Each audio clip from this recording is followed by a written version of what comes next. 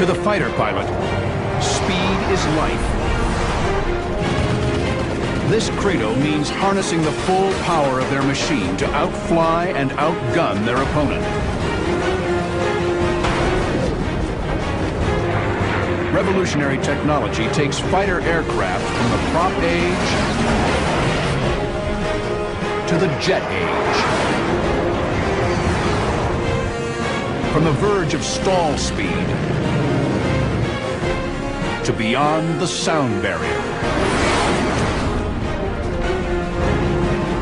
And now, you're in the cockpit as ultra-fast fighters use speed as a weapon against lethal opponents. Culminating in the first supersonic gun kill in history.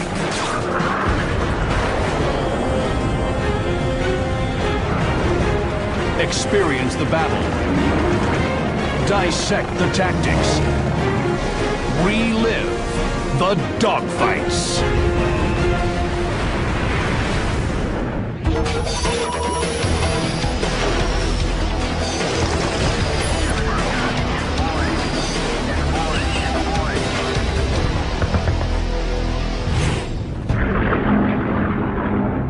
January 21st, 1944. Under the pitch-black cloak of night, a Royal Canadian Air Force Mosquito skims across the English Channel.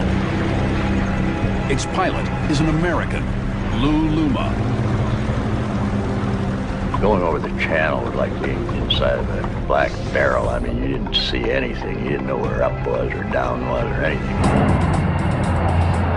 Luma and his navigator, Lieutenant Colin Finlayson, are night intruders. Their mission? Attack German aircraft right at their doorstep. The psychological advantage was great. They knew every time they came home that there was an intruder hanging around the airport. Luma's Mosquito advances to Hildesheim Air Base in Germany. Without radar, Luma has to depend on visual cues to spot his prey. He could look for the exhaust fires from their engines. He could look for the guy that forgot to turn his lights off, or turned his lights on for some silly reason. Within minutes, an outgoing enemy pilot exposes himself with a costly mistake. He's left his lights on. The navigator spotted this one white light coming toward us. We had a white light in the nose and a white light in the tail. A Messerschmitt 410, and it's climbing fast. Luma stays low, undetected. As the German plane passes overhead, Luma cranks his Mosquito into a sharp 180. He has to gain ground quickly before the German fighter reaches his target. Adrenaline surges through Luma's veins as he races toward his enemy.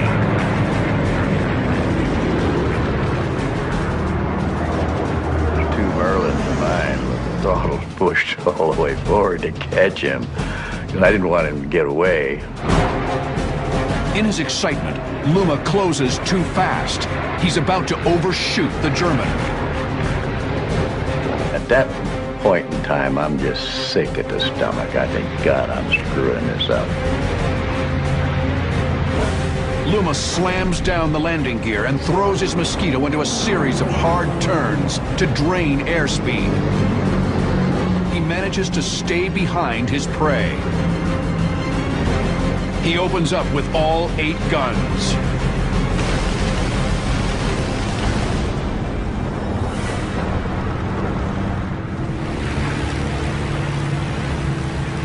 As soon as you do it, there's an explosion. And then just ram the nose forward to avoid flying through all this debris.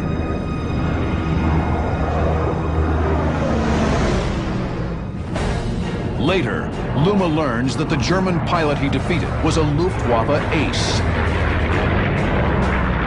He had shot down 5 British bombers that night, and he had landed to get more fuel. In his excitement, he left those lights on. Luma speeds away into the shadows, a victorious night fighter. The Mosquito has inflicted its deadly sting.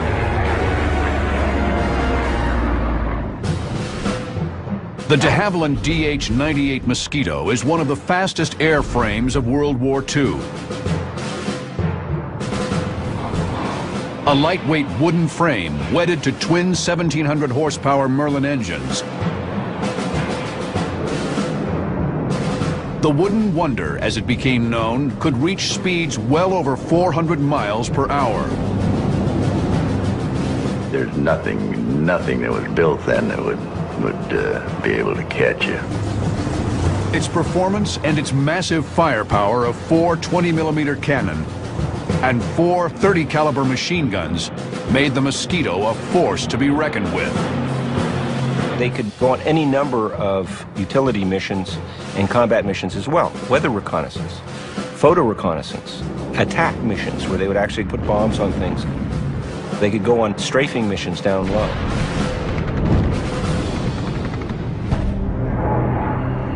One such strafing mission will take Mosquito pilot Lou Luma from the murky shroud of darkness into the revealing light of day. March 24th, 1944. Luma's Canadian Air Force Mosquito again steals across the English Channel. It's a rare daylight appearance for the plane and its pilot. They had what they called daylight rangers. These were trips that they would let us go out in daytime, 2 aircraft at a time. You had to plan your own trip. Today, Luma's target is an air base on the French-German border. The idea was they would go in unannounced, by surprise, with lots of speed, make one pass, wreak all kinds of destruction, and then get out of there. Less than 5 miles from the airfield, Luma spots a bogey. It's a Ju-37, a single-engine trainer. The Mosquito pilot knows that he must jump his enemy before any alarm can be raised. He creeps into position. Luma's 8 weapons bark to life.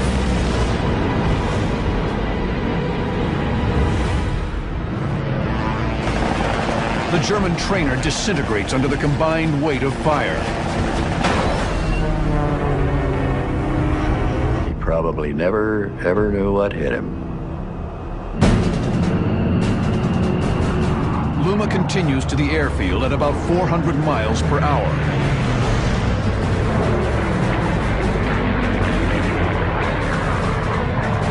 As he approaches, Luma spots scores of targets.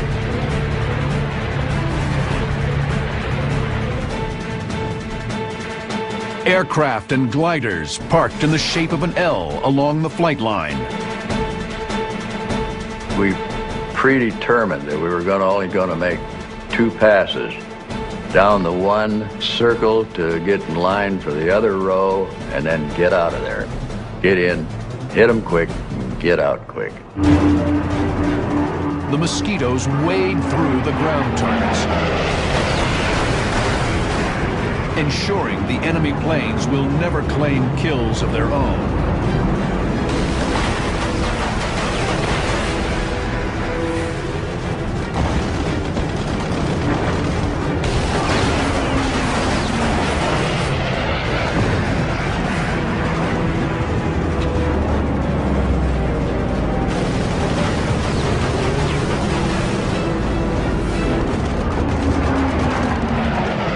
Aircraft fire all around them. The Mosquitoes climb away, leaving behind the smoke and debris of a successful mission.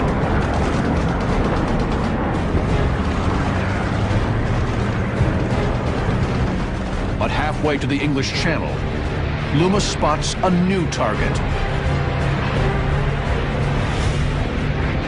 And then we saw Junkers 52, that was an old tri-motor transport. And that was a tough old bird.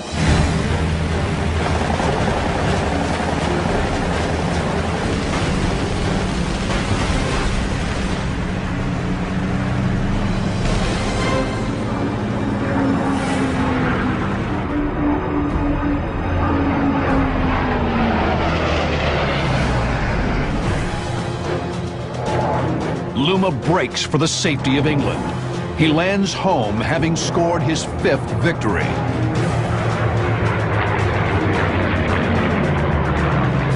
He remains the only American Mosquito ace, and a prime example of a fighter pilot using speed as a weapon. You know, Lou could be writing some rules of thumb for today's intruder pilots and attack pilots. The Mosquito earned a reputation in the European theater for its rapid speed and its hard-hitting armament. But in the Pacific, another aircraft will earn its place in history as the fastest Allied fighter of the war. April 22nd, 1945. F-4U Corsairs of the U.S. Marine Corps patrol off the coast of Okinawa. Flight leader Lieutenant Jerry O'Keefe and his men are part of VMF 323, the Death Rattlers. They have been tasked with a special late-war mission to seek out and destroy Japanese kamikazes before they strike home on American ships. We had been patrolling above the picket ships for over 2 hours without any activity and no enemy planes in the area. All of a sudden, we were notified by the picket ship below us that a large number of enemy aircraft were coming down from the north, from the direction of Japan. A swarm of suicide aircraft rattles toward the American fleet.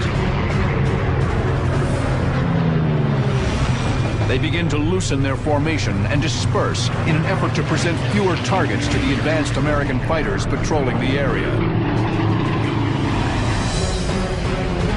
One such patrol, led by Jerry O'Keefe, is high above and closing fast. If your advantage over the enemy is, say, 50 or 60 miles per hour in speed, it makes very little sense to get involved in a turning contest with him. Instead, use an altitude advantage, dive in a high-speed pass, pick your shot, fire, and use that momentum to zoom again and retain your altitude advantage. O'Keefe picks a target out of the pack. A slow-moving Val dive bomber at 2 o'clock low.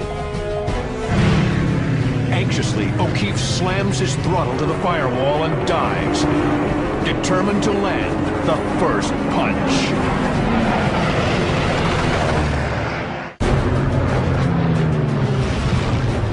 April 22nd, 1945. Corsair pilot Jerry O'Keefe is diving fast on a kamikaze. The Japanese plane fills his gun sight. O'Keefe rolls in and does a classic gun run on it like he did in the training command. So he makes one pass at this valve and disintegrates it with a .50 caliber.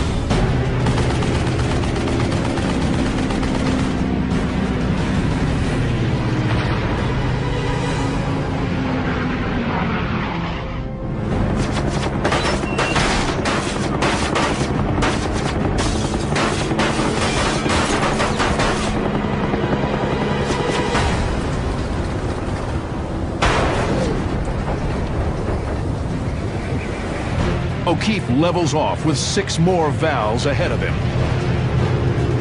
His powerful Corsair will have no trouble catching up to the lumbering dive bombers. The D-3A2 Val is the primary dive bomber of the Imperial Japanese Navy. But with fixed landing gear and a weak 1,300 horsepower engine, the Val is not much of a dogfighter. The F-4U Corsair is the most advanced fighter in the Pacific. Identifiable for its innovative gull-wing design, the Corsair earned a reputation for its searing combination of speed and firepower. The Corsair was far superior than any plane really in combat that the Japanese had at that point. The Corsair's power comes from the legendary R-2800 radial engine, the same engine that powered the F-6F Hellcat and the P-47 Thunderbolt. the R-2800 in the World War II fighters. What a fantastically reliable, capable, powerful aircraft engine. Tremendous ability to put out power. The Corsair can top 440 miles per hour, making it the fastest fighter then in service with the armed forces. Now, Corsair pilot Jerry O'Keefe is using his aircraft's trademark speed to close the gap on 6 Japanese Val dive bombers. I was behind them, and it was my intention to shoot all 6 of them down, but it didn't work out that way. O'Keefe sights up the leader and pulls the trigger. And I missed him, and he left the formation and turned sharply to the left.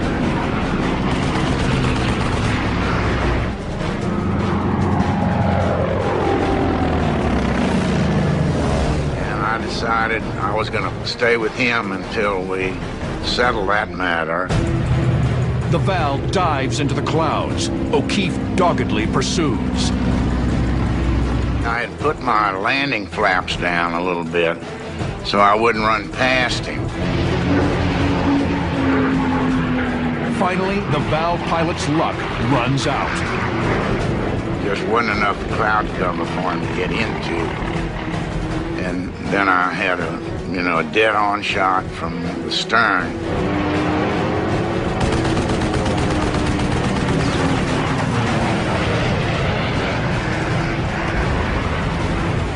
He just blew up, you know.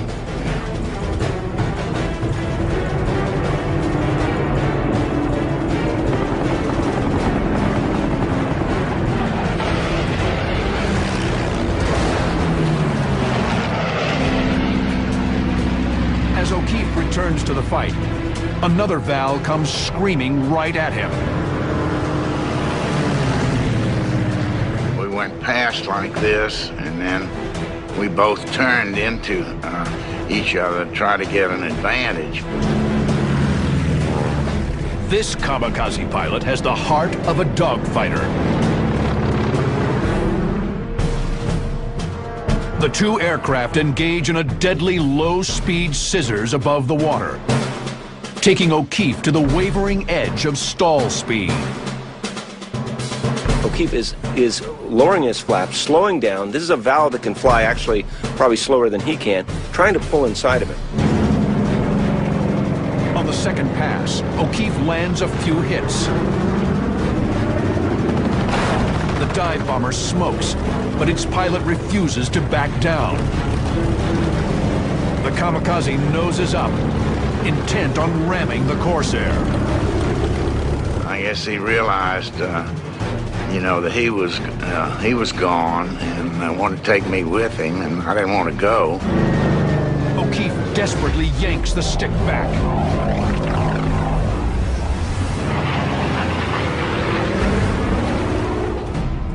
So I pulled up and was able to avoid him. But it was very, very close, and I was extremely scared. The Val noses over and plunges into the water. It's a hard-fought 3rd victory for O'Keefe. The American pitches up, knowing he can trade altitude for speed. Leveling off at nearly 10,000 feet, he spots another Val below. The next engagement that he has is very similar to his first engagement. He looks and sees a bogey down low 2 o'clock. The kamikaze pilot doesn't see it coming. Some of those pilots didn't seem to see other aircraft. They were oblivious to what was about to happen to them in most cases. O'Keefe accelerates, does another classic training command style gun-firing pass at high speed, and gets the kill on the first pass.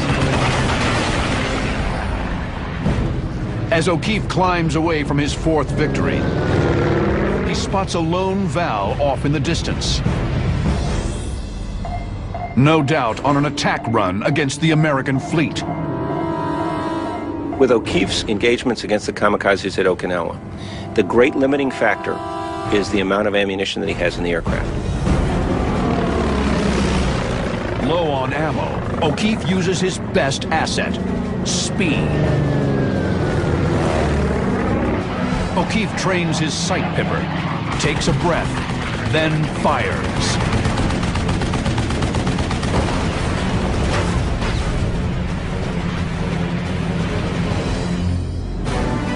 With only a handful of .50 caliber rounds left in his guns, First Lieutenant Jerry O'Keefe becomes an ace in a day by splashing 5 kamikazes. The other death rattlers bring the day's total to 17. Not a single kamikaze successfully strikes the fleet. O'Keefe and the death rattlers, they saved thousands of lives by blunting those assaults coming in. And we owe them a tremendous debt of gratitude for that. The F-4U Corsair proved itself to be the consummate war machine of the Pacific Theater.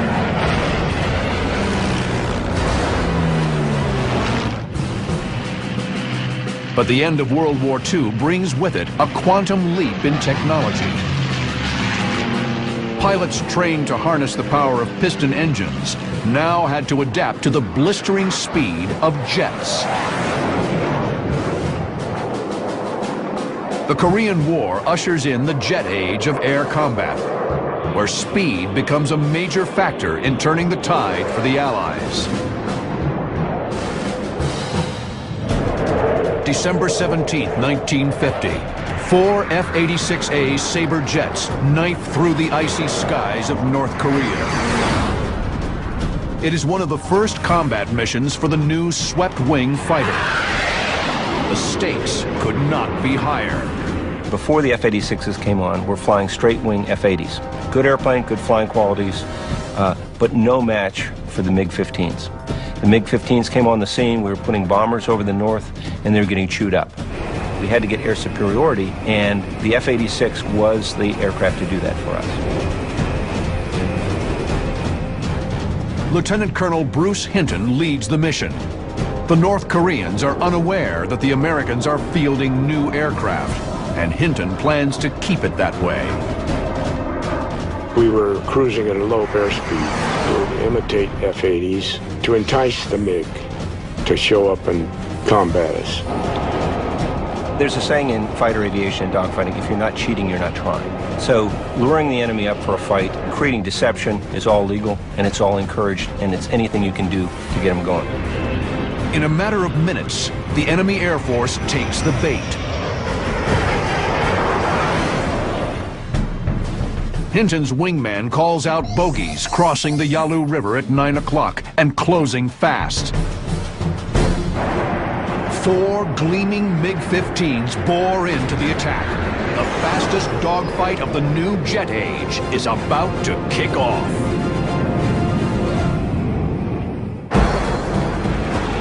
December 17, 1950. Sabre pilot Bruce Hinton keeps his cool.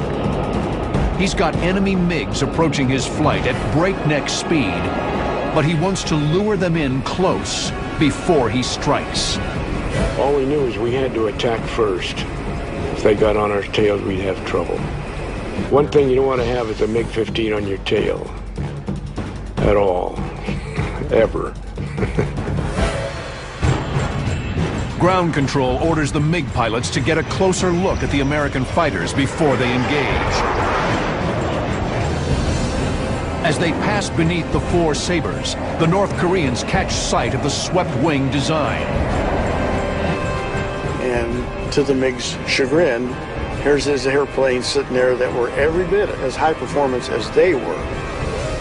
The MiG itself was actually slightly slower than the F-86. The American trap is sprung. Well, upon sighting the MiGs as they were crossing underneath us, I called drop tanks now, and we all drop our external tanks. At that point, I turned to maneuver. Breaking right, Hinton firewalls the throttle. We had to pick up speed from what we were cruising at. I had to pour in the coal to get the airplane moving. So we had to pick up speed and pick up maybe to 0.85 or something like that. Hinton's flight noses down and swings in on the enemy's 5 o'clock, closing fast. The lightweight MiG can outclimb the Sabre and boasts harder-hitting cannon. The Sabre has a slight edge in top speed, and its heavier airframe allows it to approach Mach 1 in a dive. They both had strengths and weaknesses relative to one another that tended to cancel each other out.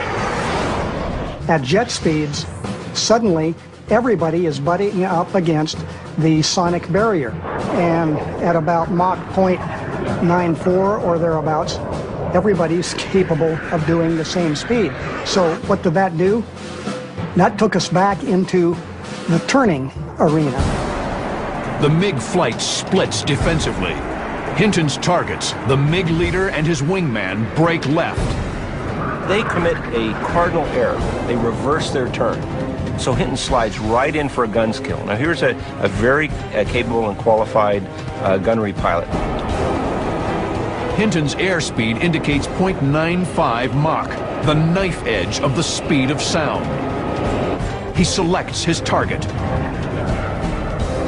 Well, I picked the lead guy as the man I ought to attack.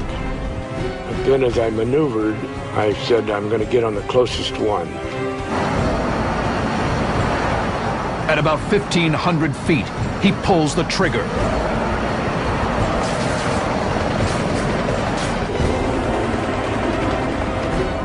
I could see the hits bouncing off his airplane, or at least reflecting off his airplane. But he didn't do anything. He just stayed there, and so I kept firing. The North Korean pilot frantically pops his speed brakes. At that point, the bogey does a second incredible error, and that's to try to slow down, maybe to spit him out, maybe to make him overshoot the turn.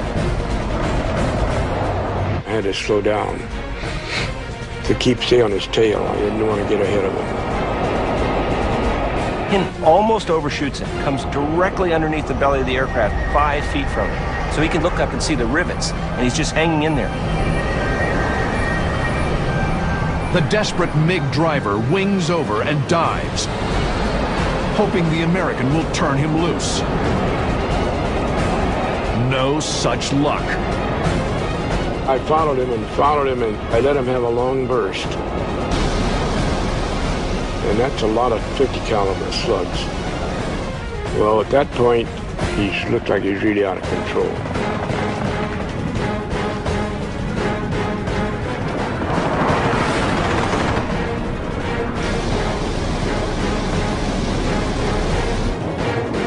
The MiG plummets into the snow-covered ground below.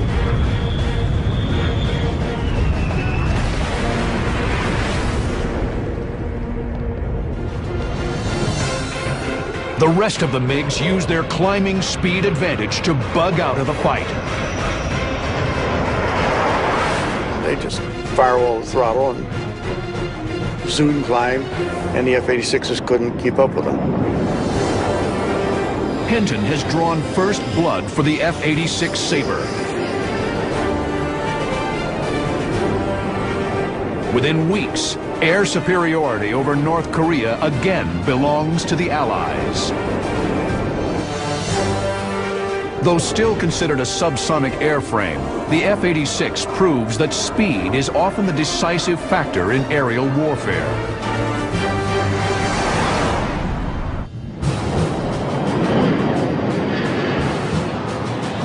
As the science of high-speed flight becomes more thoroughly understood, the next generation of fighter aircraft incorporates technology and design elements that make the sound barrier a thing of the past. In the hostile skies over North Vietnam, ultra-high-speed interceptors like the F-4 Phantom make their combat debut. And one skilled Phantom crew will bet it all in an attempt to score the first supersonic gun kill in history. June 2nd, 1972, Thud Ridge. An elaborate rescue operation is underway to save Roger Locker, an F-4 Phantom crewman downed northeast of Hanoi 23 days prior. Major Phil Handley and backseater Jack Smallwood lead Brenda Flight, 4 F-4 Phantoms tasked with keeping enemy MiGs at bay while the rescue ships go in. A massive raid was laid on because that Super Jolly Green Giant and those prop-driven Spads, A1s, are going to have to go in there right into the jaws of hell up by the doorstep of Hanoi to pick him up. After several uneventful passes around the recovery zone, Handley's cockpit comes alive with the 1,000 hertz rattle that can mean only one thing: a surface-to-air missile launch.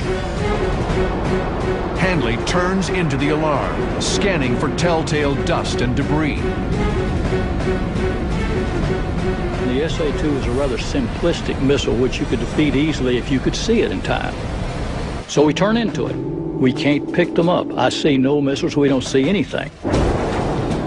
A false alarm, but the SAM threat has forced the flight to expend precious fuel.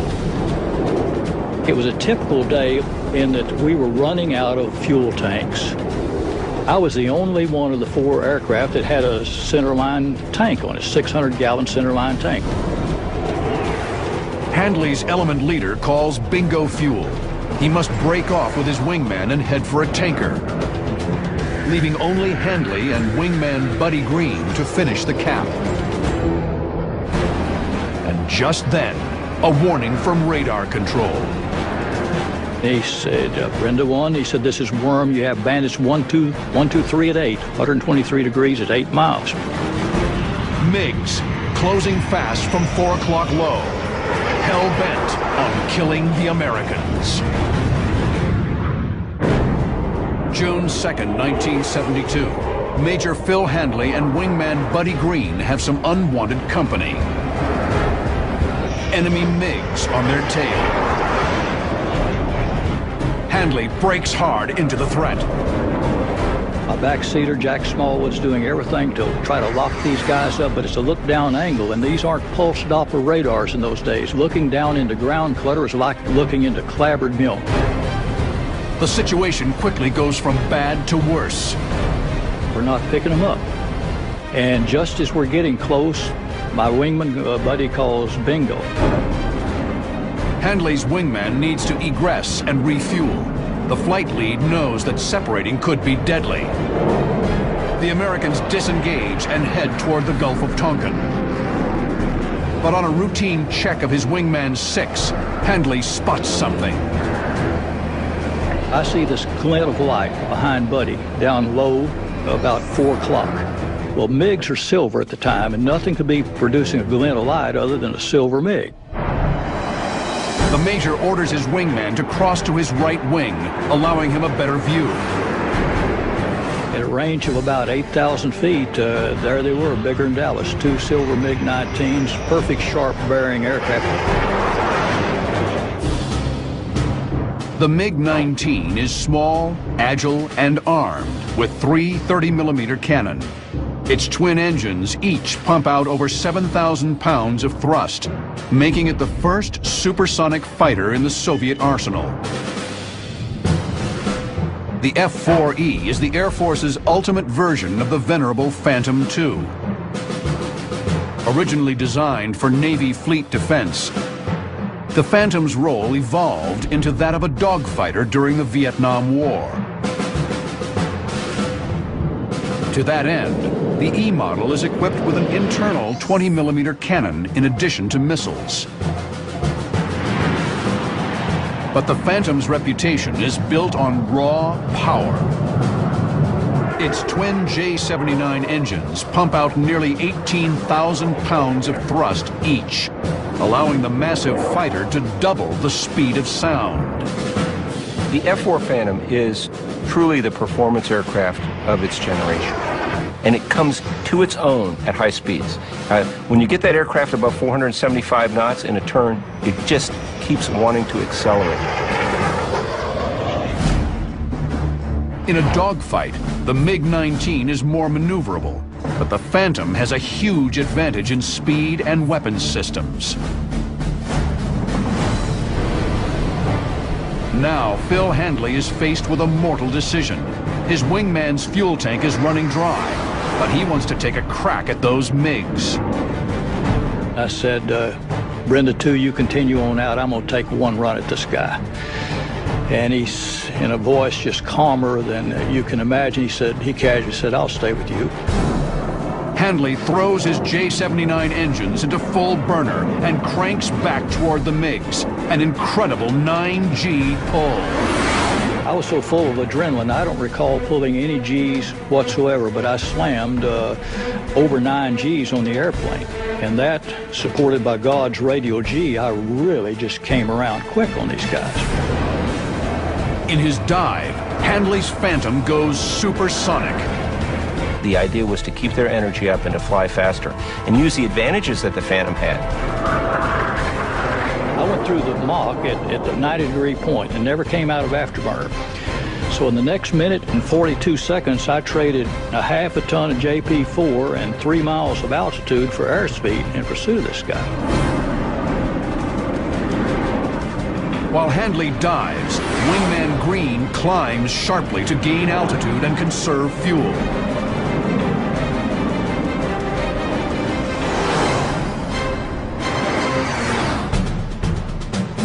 The MiG leader makes a critical mistake. He climbs after Green, allowing Handley to slip past and line up a missile shot from behind. Handley rolls out on the Bandit 6. He puts a 5-mile bore sight on the leader and ripple fires his 2 radar-guided AIM-7 Sparrows. The first one, the rocket motor didn't ignite, just fell off.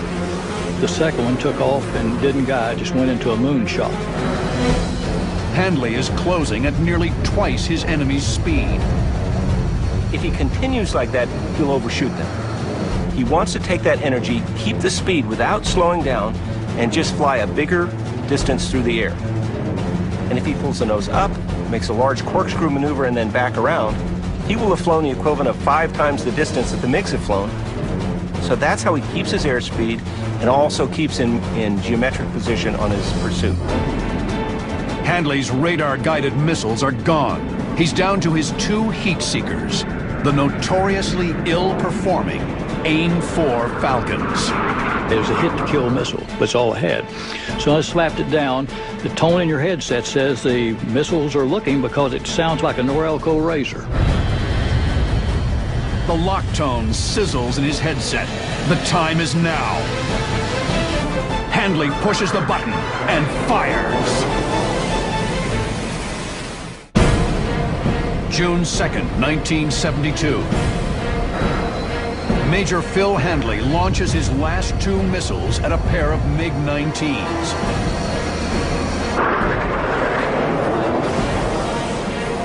But again, technology fails him. One of them never came off the rail, and the other one went up in a moonshot.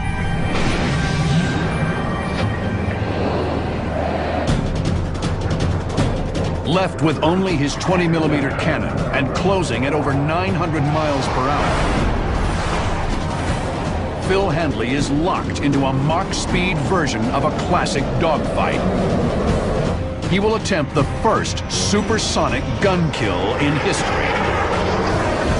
Handley's a guy that had a game plan that didn't count on anything working. So now he's just been let down by all the technology that American missilery has to give him. Does he give up? No, he has kept himself in the position. Handley is here. The lead MiG and his wingman are here. Though he has kept himself in a pursuit position, Handley must now get a firing angle. An airplane turning that isn't jinking around has a plane, an imaginary plane that sticks right vertically perpendicular to his canopy out. If you can get into that plane of motion ahead of him and have a bullet stream laying out there and he doesn't move, he'll fly through that stream. The lead MiG-19 brakes hard right. Handley witnesses his enemy's awesome agility firsthand. A MiG-19 is a very fast turning airplane. There's no way that I can do any sort of a lag maneuver or stay inside his turn, so now I'm down to a high deflection shot with the cannon. Handley pulls hard right. He thunders toward the slower-moving MiG at a speed equivalent to 4.5 football fields per second. There is no room for error. If he misses with his last weapon, he will overshoot and make himself the target. As Handley begins to pull lead, he struggles to keep a visual on his enemy. The long nose of the Phantom obscures the MiG. You cannot point out directly ahead of him because that nose obscures him, so you must carry him down here in this quarter panel here, just below the plane of motion. And he's coming around. At the last moment, I roll up and then back down in the plane of motion, held down the trigger. A quick 3-second burst.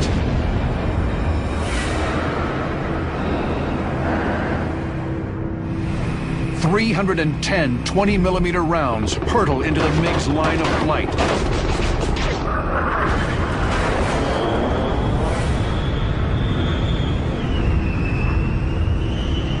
That 20-millimeter stream walked right down. The first one hit up in the left wing root. The next one, I saw it hit the wing root, left nose, canopy, wing root, tail. And just that fast. And as quick as I passed him, I quarter rolled and zoomed. Handley glances back. There was flames and fluids and big chunks falling off of him, and he was flopping around. The MiG crashes into the jungle. After a series of frustrating misses, Phil Handley scores. And there must have been 25 fighter pilots up in Route Package 6 all hollering, you know, and shouting. And last one I recognized my squadron commander, old John Down. He said, "Way to go." The MiG wingman rolls in on Handley's 6, but the American is going too fast and easily climbs away. Arriving at base, Handley learns that the rescue mission he supported was a success. We went back to Udorn Channel 70, and there was the greatest celebration you've ever seen, because there's old Roger Locker. You know, they got him out. Handley's role in the rescue mission is historic. With an indicated airspeed of Mach 1.2, his victory is the first and only recorded gun kill at supersonic speed.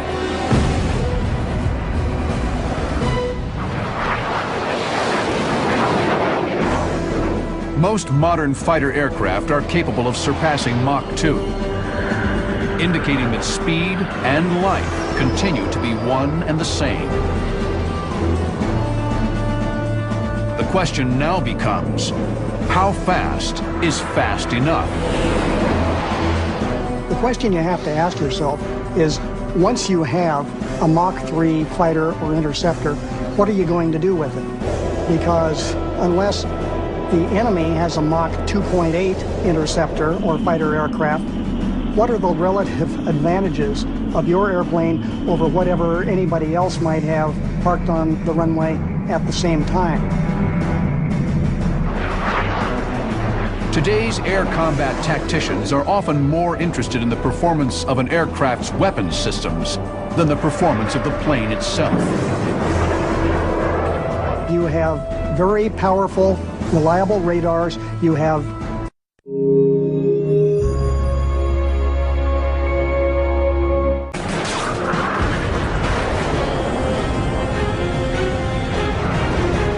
experience the battle.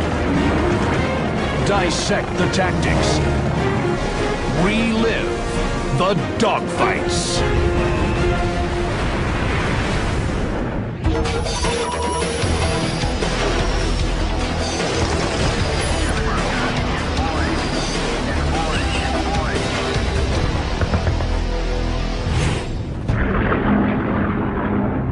January 21st, 1944. Under the pitch-black cloak of night, a Royal Canadian Air Force Mosquito skims across the English Channel. Its pilot is an American, Lou Luma. Going over the channel was like being inside of a black. To the fighter pilot, speed is life.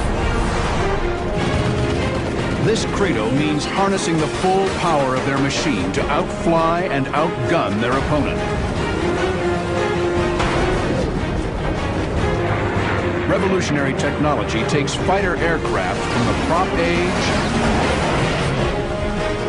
to the jet age. From the verge of stall speed to beyond the sound barrier. Now, you're in the cockpit as ultra-fast fighters use speed as a weapon against lethal opponents.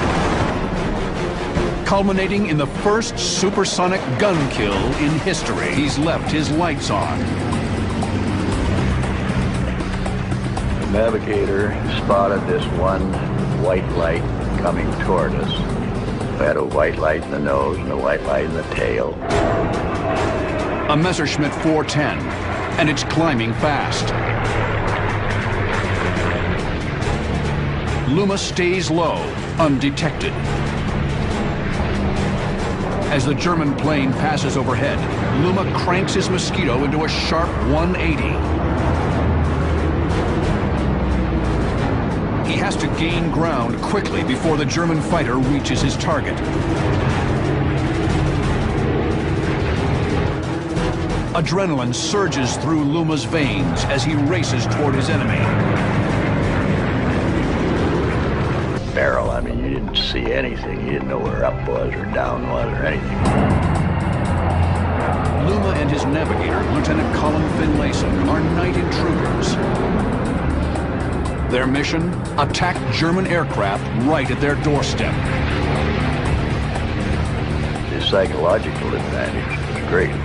They knew every time they came home that there was an intruder hanging around the airport. Luma's Mosquito advances to Hildesheim Air Base in Germany. Without radar, Luma has to depend on visual cues to spot his prey. He could look for the exhaust fires from their engines. He could look for the guy that forgot to turn his lights off, or turned his lights on for some silly reason. Within minutes, an outgoing enemy pilot exposes himself with a costly mistake. Two Merlins of mine with the throttles pushed all the way forward to catch him, because I didn't want him to get away. In his excitement, Luma closes too fast. He's about to overshoot the German. At that point in time, I'm just sick at the stomach. I think, God, I'm screwing this up. Luma slams down the landing gear and throws his Mosquito into a series of hard turns to drain airspeed. He manages to stay behind his prey. He opens up with all 8 guns.